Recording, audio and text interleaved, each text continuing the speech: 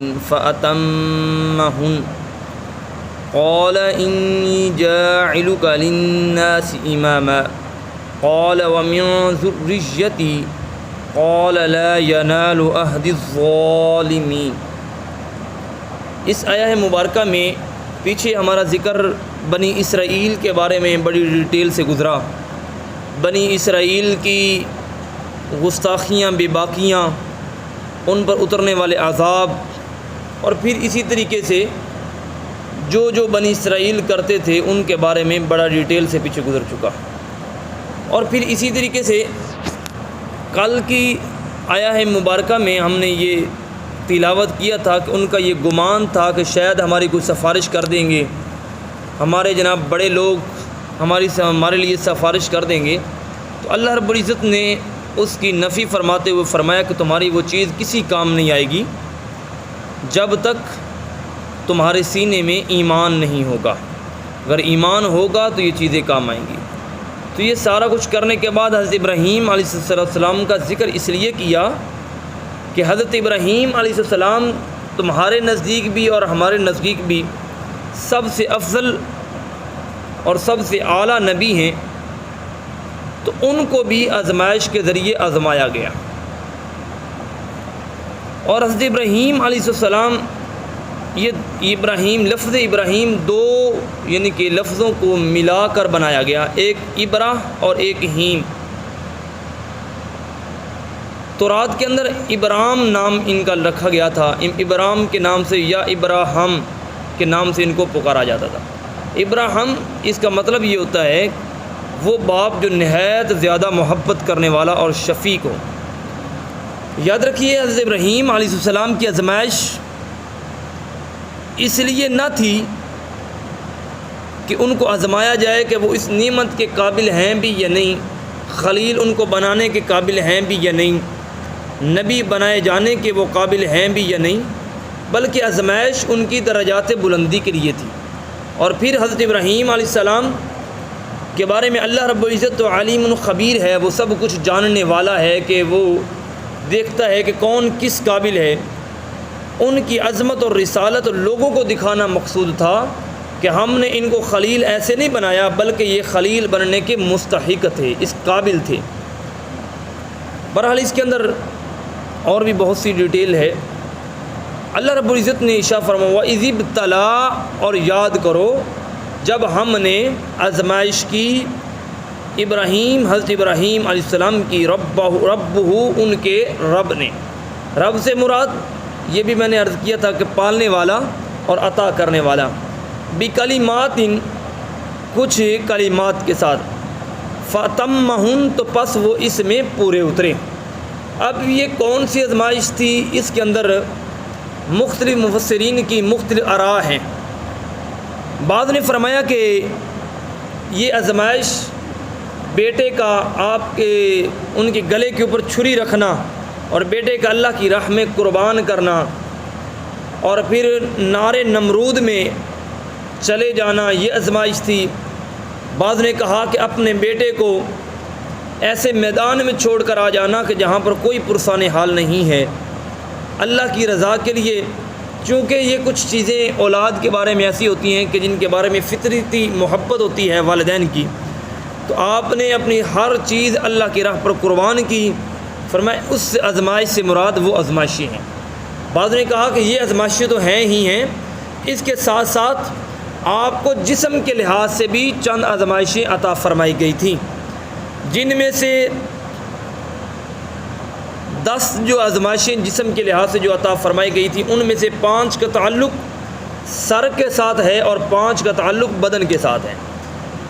جسم کے حوالے سے کتنی آزمائشیں تھیں؟ 10 آزمائشیں، جن کا تعلق 5 کا تعلق، ان کا جو 5 کا تعلق ہے ان میں سے ایک مسواک کرنا ہے، یعنی کہ جو سر کے لحاظ سے، پھر مونچھوں کو کٹوانا ہے یعنی کہ کتروانا ہے، اور داڑھی شریف کو بڑھانا ہے، یہ 3۔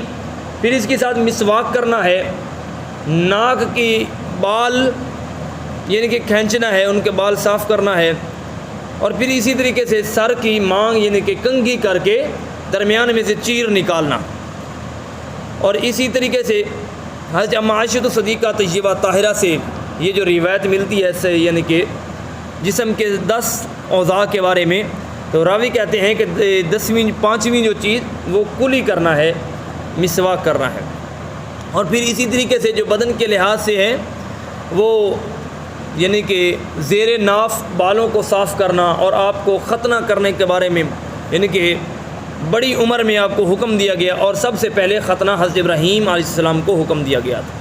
پھر اسی طریقے سے یہ بغل کے بال صاف کرنے کے بارے میں سب سے پہلے حضرت ابراہیم علیہ السلام کو حکم دیا گیا۔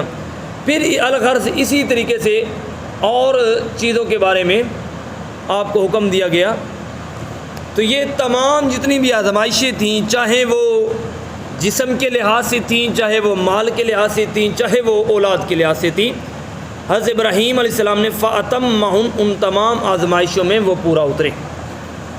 آگے فرمایا قال، اللہ رب العزت نے فرمایا انی جاعلک للناس اماما، ہم آپ کو قال فرمایا، اللہ رب العزت نے فرمایا قال فرمایا انی بے شک جاعلک للناس اماما، ہم آپ کو لوگوں کی امامت کے لیے یعنی کہ سرفراز فرمائیں گے، آپ کو یہ منصب عطا فرمائیں گے۔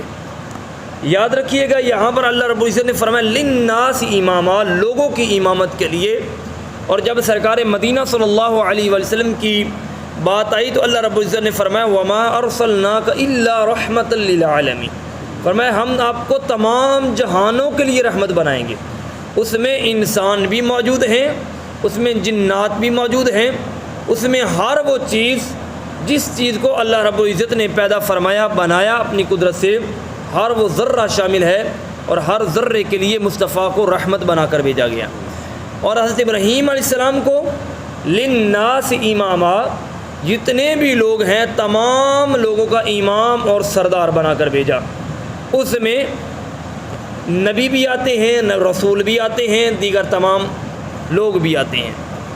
اور پھر حضرت ابراہیم علیہ السلام نے کیا دعا کی جب یہ خوشخبری ملی، یعنی کہ آزمائش کے بعد اللہ رب العزت نے انعام دیا کہ آپ کو ہم سردار بنائیں گے۔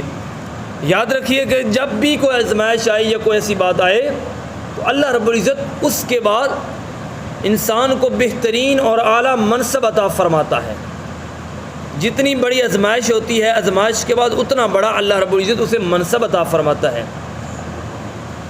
جیسا کہ 30ویں پارے میں ہے کہ انما العسر یسرا، مشکل کے بعد اللہ رب العزت آسانیاں پیدا فرماتا ہے، اور پھر جتنی بڑی مشکل آتی ہے اس کے بعد اللہ رب العزت اس قدر آسانیاں پیدا فرماتا ہے۔